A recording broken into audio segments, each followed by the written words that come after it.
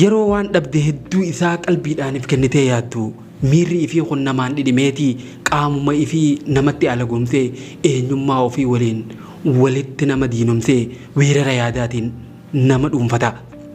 Yeroo tokkotti humna saniin to'atamanii jabina qaban, abdii qaban, dandeettii qaban, ofitti amanamummaa qaban hundaa ifarkaa harcaasanii ona ta'uun, duwwaa ta'uun, kophaa ta'uun nama dhuunfata.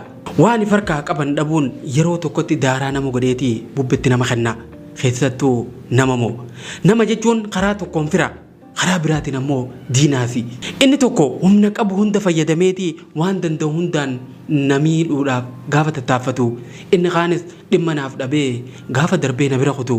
Inni biraa ammoo jabaadhu jechuudhaan hanga humna isaa qofaatiin oolchuudhaaf tattaaffata. Gaafa inni tokko dhugaa tiyya arguu dadhabee dogongora kiyya qofa odeessu, inni tokko ammoo dhugaa kiyyaaf abukaattoo dhadhaabbata.